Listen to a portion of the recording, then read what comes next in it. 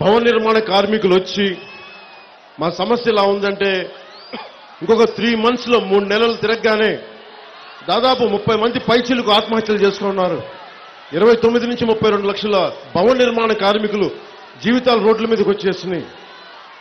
ఇలాంటి పరిస్థితులు నా దగ్గరికి వస్తే నేను నిలబడతానని చెప్పాను. ఎక్కడ పెట్టుకుందాం అంటే భవన నిర్మాణ కార్మికులంతా మాకు ఉత్తరాంధ్ర నుంచి ఎక్కువ ఉంటారు, వైజాగ్లో పెడతామంటే ఓడిపోయాం కదా, గాజువాకలో కూడా ఓడిపోయాను కదా, వెళ్తే బాగుంటుందా, ప్రజలు ఆదరిస్తారా, నా అన్నదమ్ములు ఆదరిస్తారా, నా ఆడపడుచులు ఆదరిస్తారా, నా తల్లులు ఆదరిస్తారా, మా పెద్దలు ఆదరిస్తారా? ఎందుకంటే నాకేం తప్పు ఏం చేయలే, ఓడిపోయాను అంతే తెలుసు నాకు. కానీ మన నాయకులందరికీ హుషారు ఉంటుందా లేదా, ఇంత హుషారు కనిపిస్తుందా లేదా అనేది ఎన్నికల సమయంలో ఉన్న ఆలోచన. సరే అన్ని నిర్ణయం తీసుకున్న తర్వాత ఎయిర్పోర్ట్లో దిగ్గానే సరే ఒక గంట వెయిట్ చేద్దామని చెప్పారు. గంట వెయిట్ చేయగానే దేనికి వెయిట్ చేస్తున్నాం, ఇంకా జనం ఎక్కువ మంది జనం కోసం వెయిట్ చేస్తున్నాం. నేను చెప్పాను జనం వస్తారని నేను రాజకీయాల్లోకి రాలా, ఒక సరైన పని చేయడానికి ఒక అన్యాయం జరిగినప్పుడు నిలబడటానికి రాజకీయాలకు వచ్చాను తప్ప జనం అర్థం చేసుకుంటారు.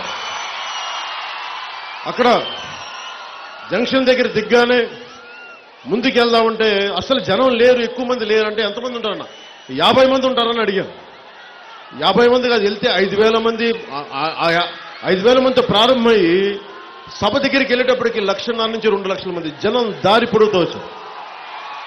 ఆ రోజు నాకు నమ్మకం కలిగింది, ఆశయం ఓడిపోలేదు, జనసేన ఆశయం ఓడిపోలేదు, ప్రజలు అండగా ఉన్నారు.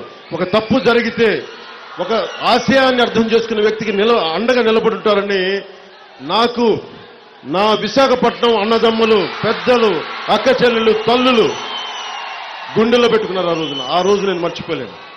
నా ఆఖరి శ్వాస వరకు నా నటనలో ఓనామాలు ఇక్కడే దిద్దుకున్నాను, ఇదే విశాఖపట్నంలో.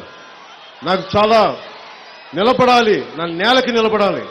ఉత్తరాంధ్ర ఆట పాట కళ సంస్కృతి పొయిట్రీ కవిత్వం ఇవన్నీ ఇక్కడ నాకు నేర్పించింది, పోరాటం ఇక్కడే నేర్పించింది. వీటికి అండగా ఉండటానికి ఇవన్నీ తట్టుకొని ఇక్కడే వచ్చాను, నిలబడున్నాను.